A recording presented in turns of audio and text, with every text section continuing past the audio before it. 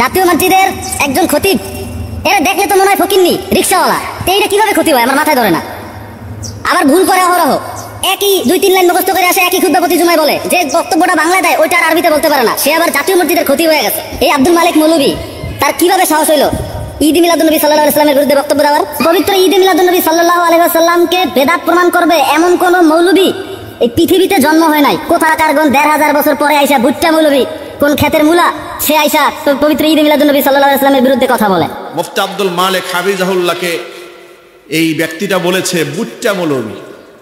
তিনি ঈদে মিলাদুন্নবী যে জশ্ন জুলুসের মিছিল করে, তিনি তার বয়ানের মধ্যে বলেছেন যে এর কোনো শরীয়তের দলিল নাই।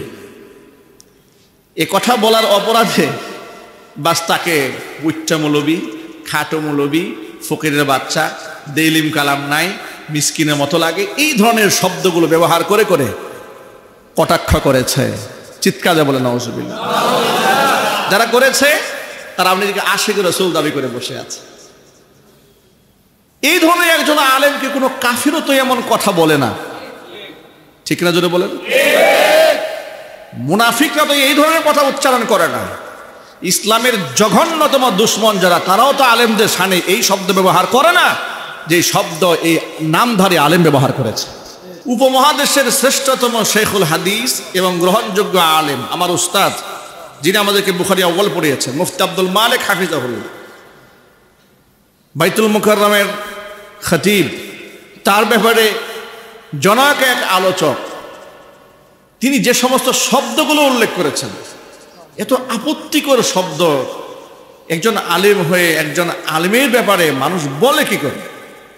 আমার তো মাথায় ধরে না এটা। ধরুন কোনো একটা বিষয় নিয়ে মতবিরোধ থাকতে পারে, ইখতিলাফ থাকতে পারে, ঠিক কিনা জোরে বলেন। মতবিরোধ তো সাহাবায়ে কেরামের মধ্যে ছিল, তাবিঈদের মধ্যে হয়েছে, তাবিঈনদের মধ্যে হয়েছে, আইম্মায়ে মুজতাহিদিনদের মধ্যে মতবিরোধ হয়েছে বলেই তো এতগুলো মাযহাব হয়েছে।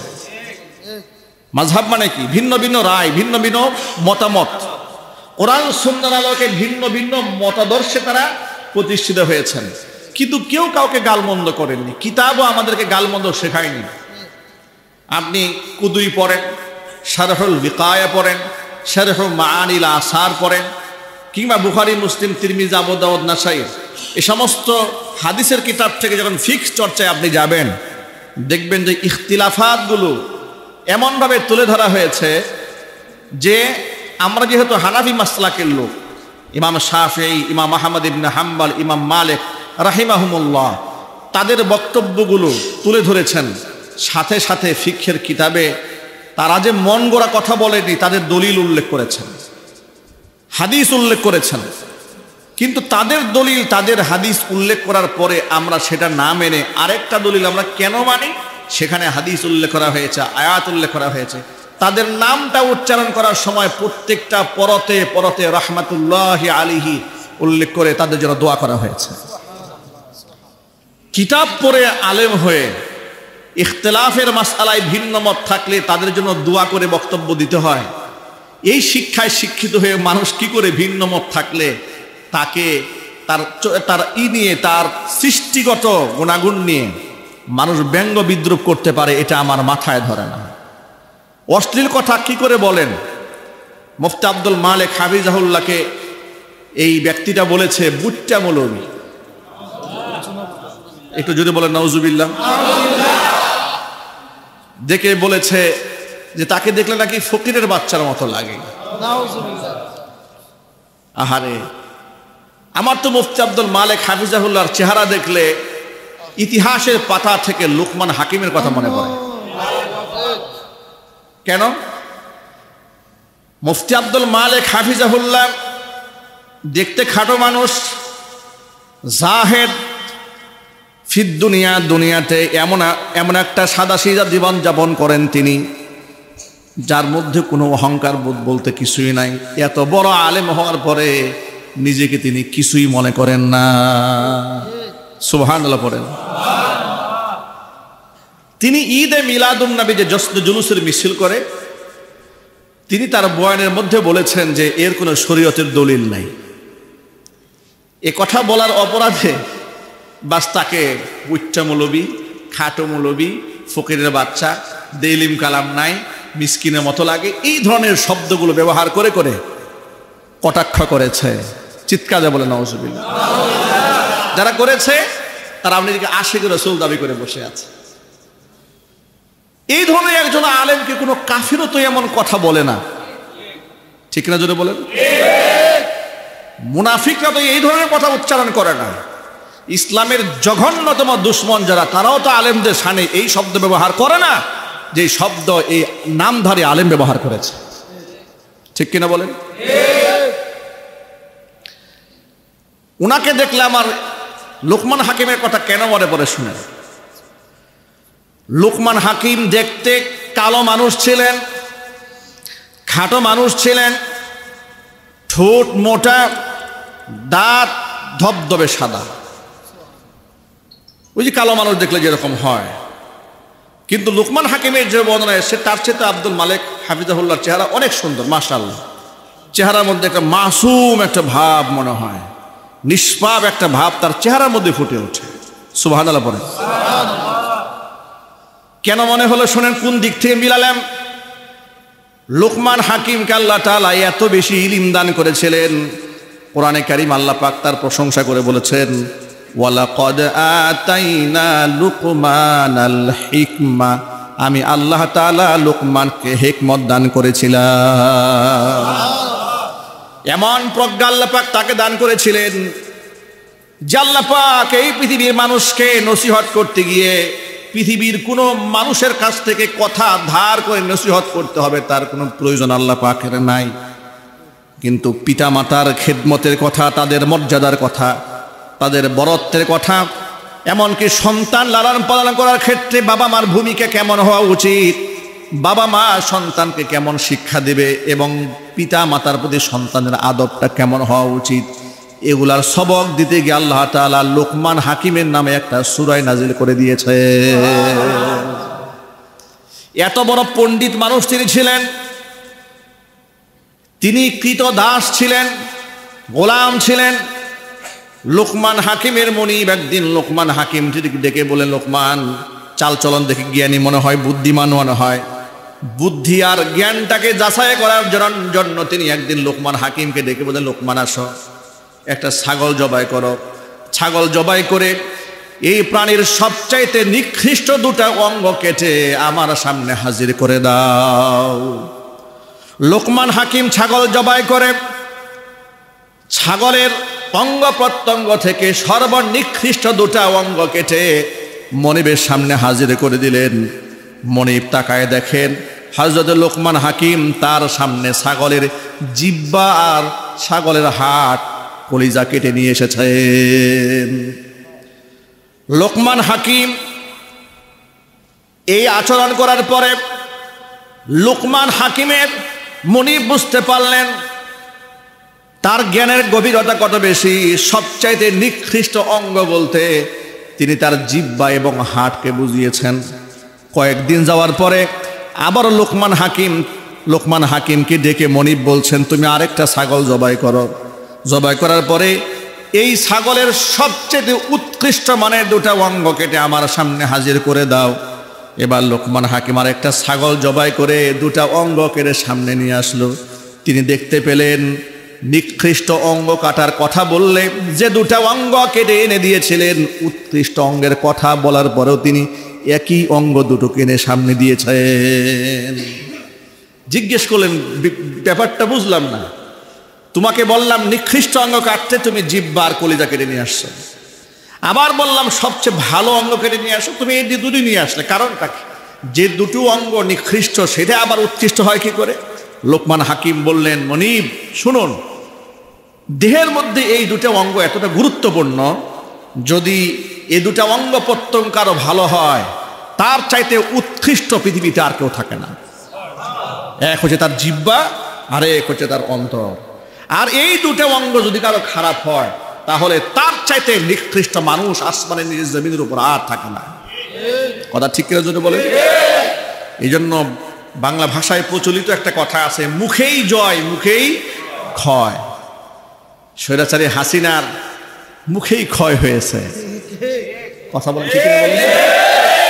রাজাকারের বাচ্চা বলে গালি দিয়েছিল না, নাতিপুতি বলে গালি দিয়েছে না, মুখেই ওর ক্ষয় হয়েছে। ঠিক কিনা বলেন? ওই যে ডাকসু নির্বাচনে মুখে ওদের ক্ষয় হয়েছে। কাদের? যারা বলেছে ইসলামপন্থীদেরকে বলেছে এরা হচ্ছে পাকিস্তানে, এরা হচ্ছে রাজাকার, এরা হচ্ছে মৌলবাদী, মুখে এদের ক্ষয় হয়েছে। সচেতন নাগরিকদেরকে আর ইন্ডিয়ান ট্যাবলেট আপনি আর খাওয়াতে পারবেন না। যারা ইন্ডিয়ান ট্যাবলেট এদেশে ফ্রি করে বেড়াতো, এদেশে তাওহীদি মুসলমানরা এদেরকে প্যাকেট করে হেলিকপ্টারে উঠাইয়া দাদা বাবুদের কুলে উঠাই দিয়েছে। ওই ট্যাবলেট এদেশে আর চলবে না।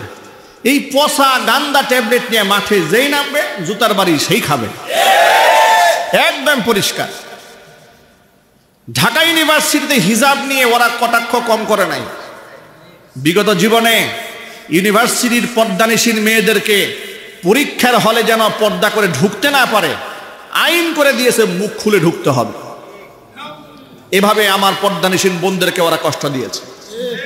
দাড়ি, টুপি, পাঞ্জাবি, জুব্বা পরা মানুষগুলো ইউনিভার্সিটি লেখাপড়া করলে তকমা দিয়েছে এ জামাত, এ শিবির, এ রাজাকার, এ আলবদর, এ জঙ্গি সংগঠনের লোক ইত্যাদি কথা বলে ইসলামপন্থীদেরকে আঘাত করেছে।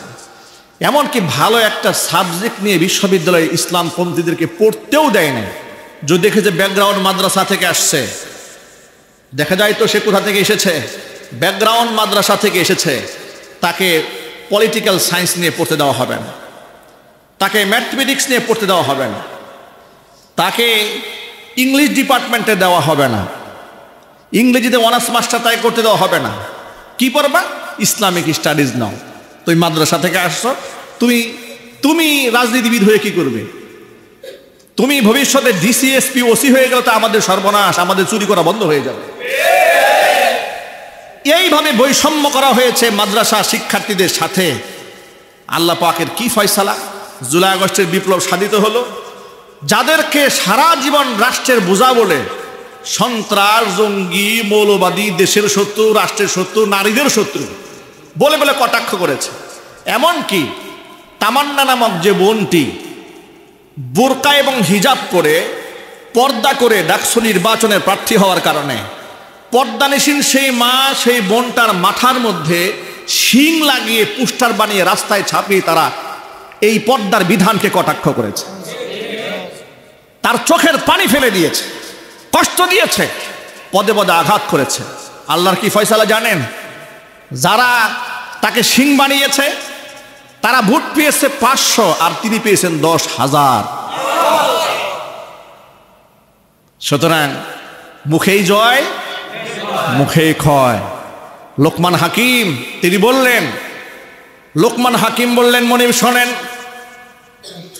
জিহ্বা এমন একটা অঙ্গ আর হার্ট এমন একটা অঙ্গ, এই দুটা অঙ্গ যদি কারো ভালো হয় দেহের মধ্যে এর চাইতে দামি অঙ্গ আর থাকে না, আর এটা যদি খারাপ হয়ে যায় দেহের মধ্যে এর চাইতে নিকৃষ্ট অঙ্গ আর থাকে না। কত গভীর জ্ঞানের অধিকারী আল্লাহ পাক লোকমান হাকিমকে বানিয়েছিলেন। কালো মানুষ। এক বক্তৃতা মঞ্চে তাকে উল্লেখ করে একজন বলছে, কি কালো বিশ্রী মানুষ, ঠোঁটগুলো মোটা মোটা। লোকমান হাকিম কথার জবাব দিয়ে বললেন, হে আল্লাহর বান্দা, আমার বাহিরের চামড়াটা কালো হলেও আমার অন্তরটা আল্লাহ তাআলা আয়নার মতো স্বচ্ছ করে দিয়েছেন। আমার ঠোঁটগুলা মোটা হলেও আল্লাহ তাআলা আমাকে এখানে এত দাকিক দাকিক, পাতলা পাতলা, সূক্ষ্ম সূক্ষ্ম কথা বের করে দেন যে বক্তব্য শোনার জন্য লাখো মানুষ প্রচন্ড গরমের মধ্যে জমা হয়ে যায়। এমন একজন ব্যক্তি আকার আকৃতিতে ভিন্ন রকম থাকার পরে মর্যাদার আসনে যেমন অনেক বড় করে দিয়েছিলেন, মুফতি আব্দুল মালিক হাফিজাহুল্লাহকে দেখলে আমার তাই মনে হয়।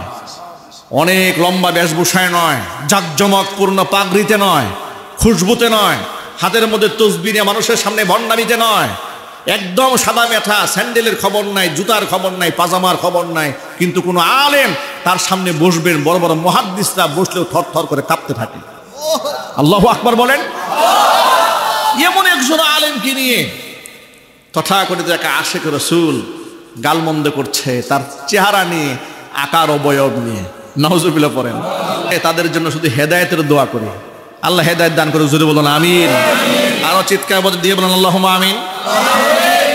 সিরাতের থেকে আমরা নবী করিম সাল্লাল্লাহু আলাইহি ওয়াসাল্লামের গোটা জীবন থেকে আমরা একটা অংশ নিয়ে কথা বলবো বলে আমরা আলোচনা শুরু করেছি। সেটা হচ্ছে মহানুভবতা, ক্ষমা, উদারতা, যেটা আল্লাহ নবী সাল্লাল্লাহু আলাইহি ওয়াসাল্লামের মধ্যে ছিল। আমরা আল্লাহ নবী সাল্লাল্লাহু আলাইহি ওয়াসাল্লামের দাড়ি গ্রহণ করেছি, টুপি গ্রহণ করেছি, মিসওয়াক গ্রহণ করেছি। এই আমলগুলো খুব সহজ, কিন্তু আখলাকের আমল গ্রহণ করা, চরিত্রের আমল গ্রহণ করা এটা বড় কঠিন। লোকেরা তাহাজ্জুদি জুব্বা পরেছে, সুন্নতি পাগড়ি পরেছে, সব সিজদা দিতে দিতে কপালে দাগ ফেলে দিয়েছে, কিন্তু এমন আচরণ যে ঘরের বউ তার উপর অসন্তুষ্ট, সন্তানরাও দেখতে পারে না, পাড়া প্রতিবেশী পছন্দ করে না, কর্মচারীরা দুই চোখে দেখতে পারে না, প্রতিদিন আল্লাহর কাছে দোয়া করে আল্লাহ এটা মরে না কেন। কি আছে না নাই?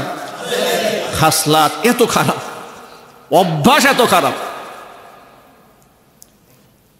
আল্লাহর হাবিব সাল্লাল্লাহু আলাইহি সাল্লাম ক্ষমার গুণে এমন গুণান্বিত ছিলেন তিনি, যারা তারা আঘাত করেছে নবীজি সাল্লাল্লাহু আলাইহি সাল্লাম কিভাবে ক্ষমা করেছেন লক্ষ্য করেন।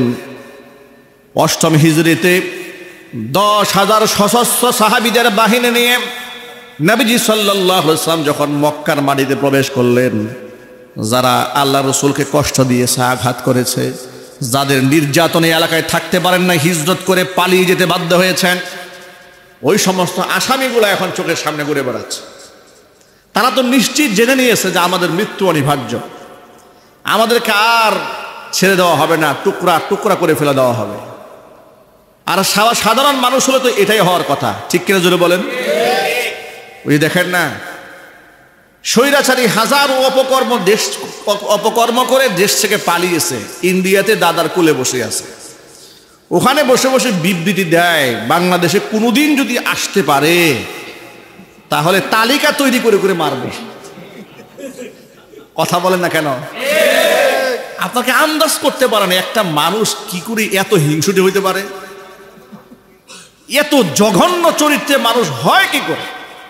মানুষ যে এতটা হিংসাত্মক এবং প্রতিশোধ পরায়ণ হয়, এটা ফেরাউনের পরে হাসিনাকে যদি মানুষ না দেখতো, বর্তমান প্রজন্মের লোকেরা বুঝতেই পারত না মানুষ এত নিকৃষ্ট হয় কি করে। সে মহিলা বলে হিসাব করে রাখা হচ্ছে, তালিকা তৈরি করে রাখো, ওদের ঘর বাড়িতে আগুন লাগাই দাও। একটা দেহের গুরুত্বপূর্ণ ইম্পর্টেন্ট জায়গা হচ্ছে মাথা। মাথা যদি নষ্ট হয় কাপড় চোপড় ঠিক থাকবে? অটো খুলে যাবে। যে দলের প্রধানের মাথায় এত নষ্ট, পাগল, কর্মীদের অবস্থা কি হবে? এই জন্য এগুলো গায়ে জামা কাপড় নাই। কথা বুঝতে পেরেছেন? আমরাও খুব ঠান্ডা মাথায় বলি যে ওনার একটা চিকিৎসা দরকার, মানসিক চিকিৎসা, খরচ লাগলে না হয় আমরা ব্যবস্থা করে দেবো, অসুবিধা নেই, ঠিক কিনা বলেন? তার চিকিৎসা হওয়া উচিত। এতগুলো মানুষ খুন করার পরে যারা আত্মা কাঁপে না, হৃদয় গলে না, অনুতপ্ত হয় না, অনুশোচনা জাগ্রত হয় না, তো পাগল ছাড়া বলবেনটা কি তাকে? ঠিক কিনা যদি বলেন? আল্লাহর কাছে এই ধরনের লোক তো হেদায়েত হবে না। শুধু এই দোয়াই করব, নিকৃষ্ট পতন আল্লাহ পাক দিয়েছ, নিকৃষ্ট মৃত্যু তুমি দান করো, যাতে পৃথিবীর ইতিহাসে ফিরাউনের মতো সেও স্মরণীয় হয়ে থাকে।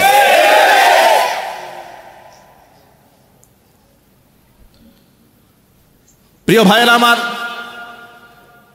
মক্কা বিজয় হয়ে গেল, চতুর্দিকে আসামিরা দাঁড়ায় আছে, থরথর করে কাঁপতেছে। শেখ হাসিনার মতো মন মানসিকতা থাকলে অবস্থা কি হইতো? পুরা মক্কার চতুর্পাশে রক্তের বন্যা বয়ে যেত। কথা ঠিক না ঠিক জোরে বলেন? রক্তের বন্যা বয়ে যেত, রক্তের হোলি খেলা হয়ে যেত। মুহাম্মদ সাল্লাল্লাহু আলাইহি ওয়াসাল্লাম কাবা ঘরের চত্বরে গিয়ে দাঁড়ালেন, কাবা ঘরের সামনে দাঁড়িয়ে মক্কাবাসীকে আহ্বান করলেন, এই মক্কার লোকেরা শোনো, তোমরা আজকে আমার কাছ থেকে কি ব্যবহার আশা করো? মক্কার লোকের কলিজা কাঁপতেছে, ভেতরে কাঁপতেছে, মুখে থরথর কণ্ঠে, ভীত কণ্ঠে, সন্ত্রস্ত হয়ে বলছে, মুহাম্মদ, আমরা তোমাকে সর্বশ্রেষ্ঠ ভাই মনে করি, এমনকি সর্বশ্রেষ্ঠ ভ্রাতুষ্পুত্র মনে করি, ভাতিজা মনে করি, পৃথিবীর মধ্যে সবচেয়ে ভালো একজন ভাই তার ভাইয়ের সাথে যে আচরণ করে, ভ্রাতস্পুত্র তার চাচাদের সাথে যে আচরণ করতে পারে, তোমার কাছ থেকে আমরা সেই আচরণটাই আশা করি। আল্লাহর নবী সাল্লাল্লাহু আলাইহি ওয়াসাল্লাম ঘোষণা করলেন, মক্কাবাসী শোনো, তোমাদের জন্য আজকে আমার বক্তব্য ঠিক ওই বক্তব্যের মতোই যে বক্তব্য নবী ইউসুফ আলাইহিস সালাতু ওয়াস সালাম তার 10 ভাইকে হাতের নাগালে পাওয়ার পরে দিয়েছিলেন। 37টা বছর পরে 10 ভাই তার সামনে দাঁড়িয়ে আছে। কোন 10 ভাই? যারা তাকে কুয়ার মধ্যে ফেলে হত্যা করতে চেয়েছিল, পিতার কলিজা থেকে তাড়িয়ে দিতে চেয়েছিল, দুনিয়ার মাটি থেকে নিঃশেষ করে দিতে চেয়েছিল, সে অপরাধীদেরকে নবী ইউসুফ আলাইহিস সালাতু ওয়াস সালাম পূর্ণ ক্ষমতা হাতে থাকার পরে সামনে যখন পেলেন, তিনি বলেছিলেন, লা তাসরিবা আলাইকুমুল ইয়াউম, আজকে তোমাদের প্রতি আমার কোনো রাগ নাই, গুসা নাই, কোনো প্রতিশোধ পরায়ণতা নাই। সুবহানাল্লাহ পড়েন।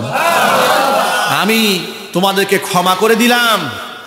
আমার ভাই ইউসুফ তার শত্রু 10টা ভাইকে হাতের সামনে পাওয়ার পরে পূর্ণ প্রতিশোধের ক্ষমতা থাকার পরেও যে কথা বলে ক্ষমা করে দিয়েছিলেন, হে মক্কাবাসী, আমি তোমাদেরকে সেই ক্ষমার ঘোষণা করছি, আমি তোমাদের সকলকে ক্ষমা করে দিলাম। আরো জোরে বলেন সুবহানাল্লাহ। মুহাম্মদ সাল্লাল্লাহু আলাইহি ওয়াসাল্লামের জীবনে বিরাট একটা অংশ শিক্ষণীয়, মানুষকে ক্ষমা করে দেওয়া। আমরা কি মানুষকে ক্ষমা করতে পারবো না ইনশাআল্লাহ? জোরে বলুন, পারবো না ইনশাআল্লাহ? এ কথা বললে আওয়ামে জাহিলিয়াতের লোকেরা কি বলবে শোনেন। তারা বলবে, হুজুর তাহলে ক্ষমার আসনে ক্ষমার শিক্ষা গ্রহণ করে হাসিনা সহ সবাই মাফ করে দেন। কথা বুঝেনি মনে হয়? যেহেতু সিরাজাল আলোচনা চলছে, ক্ষমার আলোচনা চলছে, তো ওদেরকে মাফ করে দেন। এখানে আপনার ছোট্ট একটা কোট করে দেই। আল্লাহর হাবিব সাল্লাল্লাহু আলাইহি সাল্লাম সকলকে ক্ষমা করে দিলেও 10-12 জন উল্লেখযোগ্য এরকম অপরাধী ছিল যাদেরকে নবীজি সাল্লাল্লাহু আলাইহি সাল্লাম ক্ষমা করেন নাই। তারা কারা? আল্লাহর নবীর বিরুদ্ধে যারা সঙ্গীত গেয়ে, যারা গান রচনা করে ব্যঙ্গ করে হুজুরকে কষ্ট দিয়েছে, অসংখ্য সাহাবীদেরকে হত্যা করেছে, ওই সমস্ত ব্যক্তিদেরকে নবী করিম সাল্লাল্লাহু আলাইহি সাল্লাম ক্ষমা করেন না। এমনকি যারা অসংখ্য মানুষ নিজ হাতে খুন করেছে, ওই ধরনের খুনিদেরকে ক্ষমা করেন নাই। তবে 10-12 জনের মধ্যে উল্লেখযোগ্য কিছু ব্যক্তি এরকম ছিল যাদেরকে নবী করিম সাল্লাল্লাহু আলাইহি সাল্লাম পরবর্তী ক্ষমা করে দিয়ে, তাদের মধ্যেও যাদেরকে ক্ষমা করেন নাই প্রাথমিক পর্যায়ে, তারাও এক পর্যায়ে নবী করিম সাল্লাল্লাহু আলাইহি সাল্লামের কাছে এসে ক্ষমা পেয়ে গিয়েছেন। চিল্লায় কোন সুবহানাল্লাহ। ক্ষমা পান নাই কয়েকজন ব্যক্তি। এর মধ্যে আব্দুল্লাহ ইবনে খাতাল এক ব্যক্তি ছিল, তার দাসী সহ মুহাম্মদ সাল্লাল্লাহু আলাইহি ওয়াসাল্লাম তাদেরকে ক্ষমা করেন নাই, তাদেরকে হত্যা করা হয়েছে। হাতে গোনা কয়েকজন ব্যক্তিকে হত্যা করা হয়েছে। কেন হত্যা করা হয়েছে? যারা নিজেরা সরাসরি নিজের হত্যার সাথে জড়িত ছিল। সুতরাং আওয়ামী জাহিলিয়াতের ওই সমস্ত ব্যক্তি যারা খুন করেছে তাদের খুনের প্রায়শ্চিত্ত ভোগ করতে হবে। কিন্তু আপনারা বলেন, এই জাহিলিরা এতগুলো মানুষ খুন করলো, গুম করেছে, হত্যা করেছে, আয়নাঘর তৈরি করেছে, এদের একেবারে প্রথম সারির পাগল নেত্রী থেকে শুরু করে একবার তৃণমূলের ছাগল পর্যন্ত কার অনুশোচনা আছে? চিৎকার দিয়ে বলেন আছে? মনে কোনো ব্যথা আছে?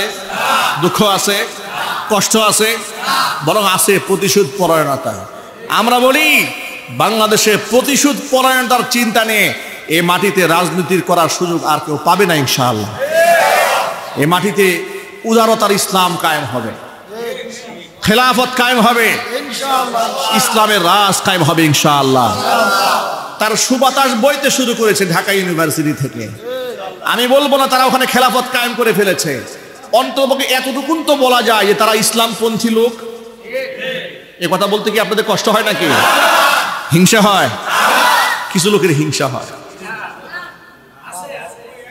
আমার প্রশ্ন হচ্ছে, বাংলাদেশ তো 100% ইসলামিক রাষ্ট্র নয়। আপনি প্রথমে 100% স্বপ্ন কি করে দেখেন? যেখানে হিজাব পরাই নিষিদ্ধ, যেখানে প্রকাশ্যে ফ্রি মিক্সিং হয়, যে মাটিতে গাঁজা সেবন হয় বাধা নাই, কিন্তু নামাজ পড়লে বাধা দেওয়া হয়, সেখানে আল্লাহু আকবার স্লোগান দেওয়া সহজ ব্যাপার? কথা বলে না, সহজ ব্যাপার? সেখানে ইসলামের কথা বলা সহজ ব্যাপার? মসজিদের মিম্বারে বসে ইসলামের কথা বলা সহজ, কিন্তু ঢাকা বিশ্ববিদ্যালয় গাঁজাখুরদের চত্বরে দাঁড়িয়ে রামবানদের কলিজার মুখে দাঁড়িয়ে আল্লাহু আকবার বলা সহজ কাজ নয়। যারা এগুলো করেছে তাদের জন্য দোয়া করেন, ঠিক কিনা বলেন? তাদের জন্য দোয়া করেন। অন্তত পক্ষে ঢাকা ইউনিভার্সিটিতে এখন থেকে ওই যে না পুরুষ না নারী, ট্রান্সজেন্ডার, পুরুষ হয়ে মহিলা হয়ে ঘুরে বেড়ায়, মহিলা হয়ে পুরুষ হয়ে ঘুরে বেড়ায়, এই শ্রেণীর সংখ্যা এখন অটোমেটিক কমে যাবে, ঠিক কিনা বলেন? অটো কমে যাবে। ওই যে আপনার মেগি হাতা ব্লাউজ পরে ইউনিভার্সিটিতে আসবে, এই সাহস হলে আর দেওয়া হবে না। ওই হিজাব নিয়ে কটাক্ষ করবেন, তার দিন শেষ। কারণ নাস্তিকদের কবর রচনা করে হিজাব হিজাব স্লোগানে ঢাকা বিশ্ববিদ্যালয় মুখরিত হয়েছে।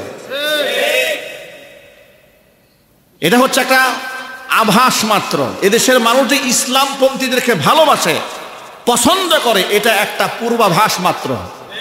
সুতরাং আমি সকল ভাইদেরকে বলছি, সকলেই ইসলামের জন্য চেষ্টা করেন, বলেন ইনশাআল্লাহ। আল্লাহ যেন কবুল করেন, জোরে বলেন আমিন। ভাইরা আমার, মূল কথায় ফিরে আসি। আল্লাহর নবী সাল্লাল্লাহু আলাইহি ওয়াসাল্লামের ক্ষমার যে গুণ তার মধ্যে ছিল, ওই গুণ যদি আমরা নিজেরা ধারণ করতে পারি, তাহলে আমরা সত্যিকার অর্থে আশিক রাসূল হয়ে যাব। নবী করিম সাল্লাল্লাহু আলাইহি ওয়াসাল্লাম একদিন বসে আছেন সাহাবায়ে কেরাম পরিবেশিত অবস্থায়। আনাস ইবনে মালিক রাদিয়াল্লাহু তাআলা আনহু হাদিসের বর্ণনাকারী, তিনি বলছেন, হাদিসটা বুখারীতে এসেছে, মুসলিমে এসেছে। তিনি বলেন, কুন্না জুলুসান ইনদা রাসূলিল্লাহি সাল্লাল্লাহু আলাইহি ওয়াসাল্লাম, নবীজি সাল্লাল্লাহু আলাইহি ওয়াসাল্লামের পাশে আমরা বসা ছিলাম। এই মুহূর্তে আল্লাহর নবী আমাদের মধ্যে ঘোষণা করলেন, ও সাহাবীরা শোনো, এই মুহূর্তে তোমাদের মাঝে একজন জান্নাতি ব্যক্তির আগমন ঘটবে। এই কথা বলতে না বলতেই আনাস ইবনে মালিক বলেন, একেবারে সাধারণ একজন আনসারী সাহাবীকে দেখলাম, তিনি আসলেন, ওযু করে এসেছেন, দাড়িগুলো ওযুর পানিতে ভেজা, বাম হাতে জুতাটা নিয়ে দাঁড়ায় আছেন, একদম সাদা মাঠা মানুষ। নবী করিম সাল্লাল্লাহু আলাইহি ওয়াসাল্লাম তার ব্যাপারে বলেছেন, উনি জান্নাতি মানুষ। পুরা মজলিসের লোকেরা কিংকর্তব্য বিমূঢ় হয়ে হতবাক হয়ে তার দিকে তাকিয়ে আছেন। তিনি আবু বকর নন, ওমর নন, উসমান নন, এরপরে হযরত আলী নন, সাদ বিন আবি ওয়াক্কাস নন, আব্দুর রহমান ইবনে আউফ নন, একেবারে একজন অখ্যাত একজন আনসারী ব্যক্তি। নবীজি সাল্লাল্লাহু আলাইহি ওয়াসাল্লাম তার ব্যাপারে জান্নাতের ঘোষণা দিলেন। আবার দ্বিতীয় দিন মজলিসে বসে আছেন, হুজুর বললেন, এই মুহূর্তে তোমাদের মাঝে একজন জান্নাতি ব্যক্তি প্রবেশ করবেন। আনাস ইবনে মালিক বলেন, তাকে দেখি গতকাল যেই লোকটা এসেছে, আল্লাহর নবী ঘোষণা দেওয়া মাত্র সেই লোকটা আবার এসে হাজির। সেই সাধারণ মানুষ এসে হাজির, অবাক বিস্ময়ে তাকিয়ে আছে। নবী করিম সাল্লাল্লাহু আলাইহি ওয়াসাল্লাম এইটুকু লোকটাকে জান্নাতি বলছেন। আবার তৃতীয় দিন নবীজি সাল্লাল্লাহু আলাইহি ওয়াসাল্লাম বললেন, এই মুহূর্তে তোমাদের মাঝে একজন জান্নাতি ব্যক্তির আগমন ঘটবে। আনাস ইবনে মালিক বলেন, অপেক্ষায় রইলাম কোন ব্যক্তি আসে দেখি। তাকায় দেখি, বিগত 2 দিন যার ব্যাপারে নবীজি জান্নাতি ঘোষণা দিয়েছেন, তিনি তৃতীয় দিন এসেও হাজির।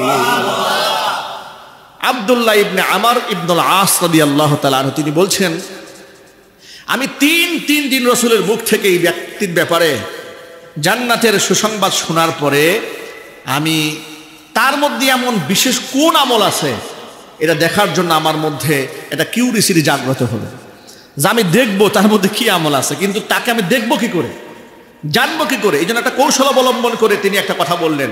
তাকে বললেন, যে আল্লাহর বান্দা, ভাই আনসারি ভাই, শোনেন, আমার বাবার সাথে একটা ঝগড়া হয়েছে।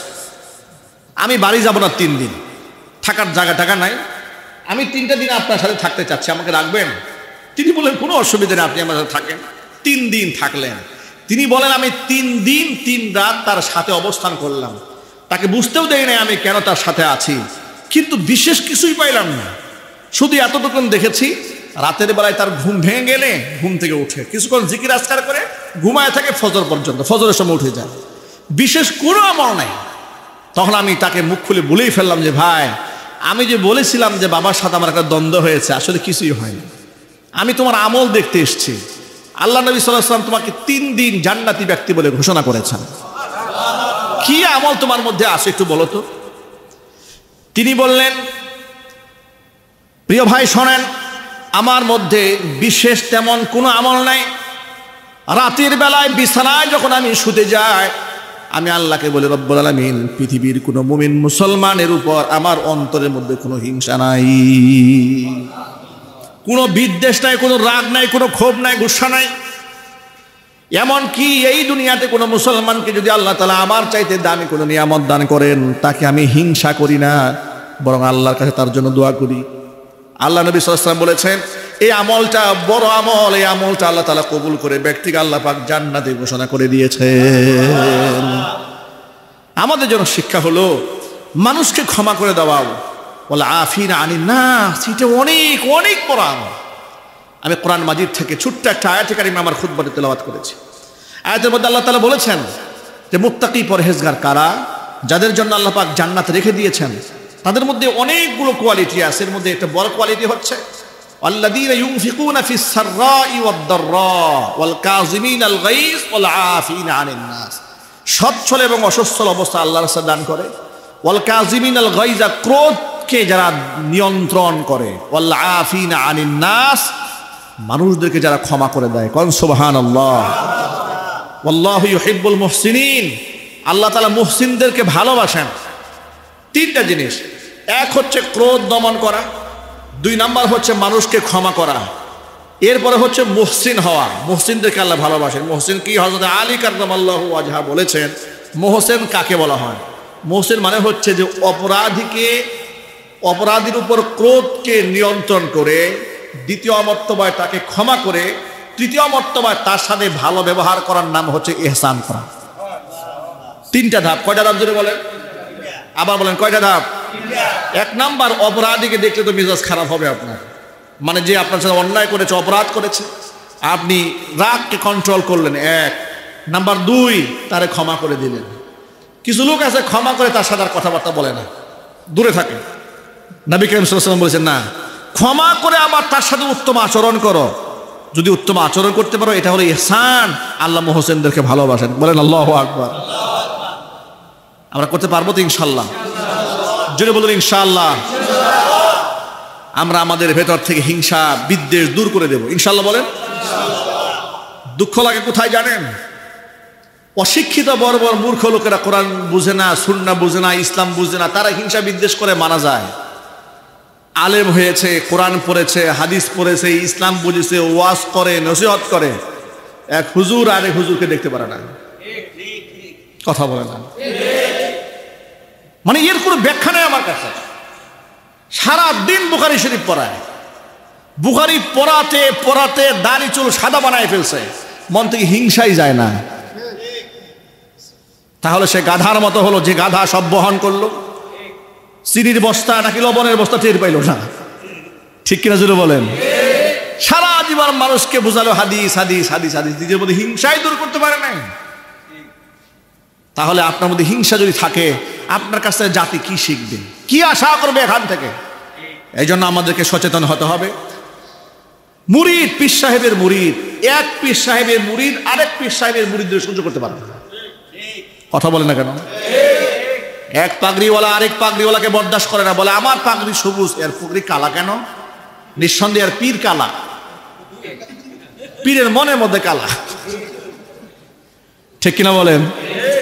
মানে ইসলামটাকে সে বুঝেছে, নিজে যা পছন্দ করে এটাই ইসলাম। মানে ইসলামটাকে সে সীমাবদ্ধ করে দিয়েছে। অথচ ওয়াল্লাহি ওয়া রাব্বিল কাবা, টুপির রং কি হবে নির্দিষ্ট, এটা হতেই হবে, এই ঢং হতে হবে, এই ধরনের কোনো বর্ণনা কোরআন হাদিসে কোথাও পাবেন না। টুপি পড়তে মনে হচ্ছে কতক্ষণ পরে, প্রয়োজন হয়েছে খুলে রাখেন, খুলে রাখেন। ক্ষেত খামারে কাজে গেছেন, টুপি রাখার দরকার নাই, টুপি খুলে রাখেন। ঘাম বের হচ্ছে, পরিশ্রম করতে পারে, জুব্বা খুলে কাজ করেন, অসুবিধা নাই। ইসলাম আপনাকে এতটুকু ফ্লেক্সিবিলিটি দিয়েছে, ইসলাম আপনাকে সুযোগ দিয়েছে। কিন্তু এই মৌলবী ইসলাম এমন জায়গায় বুঝছে যে এই যে ইসলাম এই এতটুকুর মধ্যে আটকাই ফেলেছি, এর বাহিরে যাওয়া যাবে না। আমার মনের বিরুদ্ধে গেলেই তার ঈমান ঠিক নাই, ওর আকীদা ঠিক নাই, এর শরীয়ত বুঝে না, সে দুনিয়াদার হয়ে গেছে। এই চিন্তা চেতনা আসাবিয়াতে আজকে আলেমদেরকে ধ্বংসের মুখে ঠেলে দিয়েছে। আমাদেরকে প্রশস্ত হৃদয়ের অধিকারী হতে হবে, আমাদের প্রশস্ত আত্মার অধিকারী হতে হবে। আজকে আপনি সমালোচনা করেন যে ইসলামপন্থীরা বিশ্ববিদ্যালয়ে এগিয়ে গেল, আমি কেন পারলাম না, জুব্বাওয়ালা পাগড়িওয়ালা আমি কেন পারলাম না? কারণ আমি আমার আখলাক দিয়ে, আমার চরিত্র দিয়ে সাধারণ শিক্ষার্থীদের কলিজার মধ্যে ঢুকতে পারি নাই। একদম সহজ কথা, আমি আমার আখলাক দিয়ে আমি তাদের মন জয় করতে পারি নাই। ওরা মানুষের বিপদ আপদে পাশে দাঁড়িয়েছে, ওরা গ্রামগঞ্জ থেকে শিক্ষার্থীদেরকে এনে ভর্তি পরীক্ষা দিতে সহযোগিতা করেছে, ওরা প্রচন্ড গরমের মধ্যে বাচ্চাদেরকে পানি খাওয়ার জন্য ঠান্ডা পানির ব্যবস্থা করে প্রত্যেকটা হলে হলে এরা ঠান্ডা ফ্রিজের ব্যবস্থা করে দিয়েছে। আমি কিছুই করতে পারি নাই, আমি শুধু পেরেছি তাদের সমালোচনা করতে। এর দাড়ি কেন ছোট, এর মাথায় টুপি নাই কেন, এর টাকুর নিচে পাজামা কেন, জুব্বা নাই কেন, পাগড়ি নাই কেন? জুব্বা টুবরা টুপি আর পাগড়ির মধ্যে ইসলামকে সীমাবদ্ধ করে দিয়েছেন? ইসলামের মধ্যে সীমাবদ্ধ নয়। এগুলা সুন্নতের গুরুত্ব আছে অপরিসীম, কোনো সন্দেহ নাই, কিন্তু এটাই শুধু ইসলাম নয়। ইসলাম ব্যাপক, এই দাওয়াতের মিশন আপনাকে পুরা বিশ্ব পরিমণ্ডলে ছড়িয়ে দিতে হবে। বলেন ইনশাআল্লাহ। এক কথায়, যেখানে ইসলামের শব্দ নাই সেখানে এক কালিমার একজন যদি কোনো কথা বলেন, আমি তার পক্ষে কথা বলবো। কথা বলেন ঠিক কিনা, জুড়ে বলেন।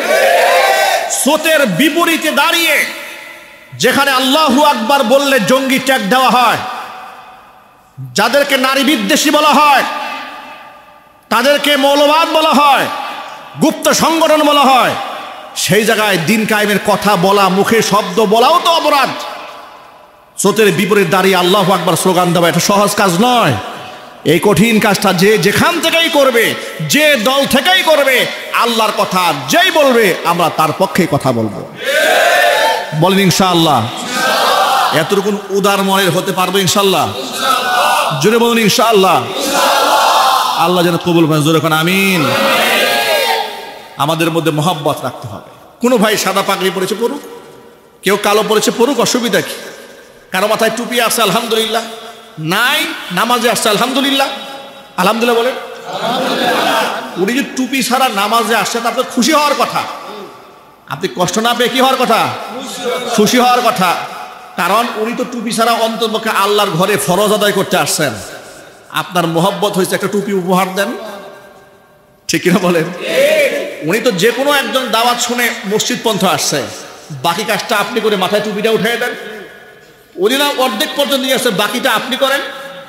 অসংখ্য টুপি ছাড়া লোক বাহিরে ঘুরে বেড়াচ্ছে, তার ব্যাপারে আপনার ফিকির নাই, কিন্তু মসজিদে আসছে মাথা নষ্ট হয়ে তাকে দেখে। আজীব কারবার। মুসল্লিরা একজন আরেকজনকে দেখতে পারে না, এক দোকানদার আরেকজনকে সহ্য করতে পারে না, অথচ বিশ্বাস করেন আপনার রিজকের, আপনার তাকদীরে লিখিত তাই আছে। আপনি যখন মায়ের গর্ভে এসছেন, মালাকুল আরহাম রেহমের ফেরেশতা আপনার ব্যাপারে নির্ধারণ করে দিয়েছে আপনি কতটুকুন খাবেন, আপনি কবে মরবেন, এসব আল্লাহর পক্ষ থেকে নির্দেশনা পেয়ে অলরেডি লিখে ফেলেছে। আপনি এর বাইরে যেতে পারবেন না, তো কেন আফসোস করছেন, কেন হতাশ করছেন? আপনার রিজিক আরেক দোকানদার খাবে না, আপনার রিজিক আরেক হুজুর খাবে না, আপনার রিজিক আরেক আলেম খাবে না। সুতরাং নিজেদের মধ্য থেকে এই অহমিকা, হাসাদ, হিংসা দূর করে মনটাকে প্রশস্ত করে আমরা আগামীর দেশকে কোরআন সুন্নাহর দেশে বানাবো। আমরা বলি ইনশাআল্লাহ। পারবো ইনশাআল্লাহ। রাসূলের এই গুণটাই ধারণ করব। ওয়াল কাযিমিনাল গাইজ, ক্রোধকে নিয়ন্ত্রণ করব। ওয়াল আফিনা আনিন নাস, মানুষদেরকে আমরা ক্ষমা করে দেব এবং আমরা সাথে সাথে মানুষদের প্রতি ইহসান করব। আল্লাহ রাব্বুল আলামিন যেন আমাদের সকলকে কবুল করেন, মঞ্জুর করেন। জোরে বলুন আমিন।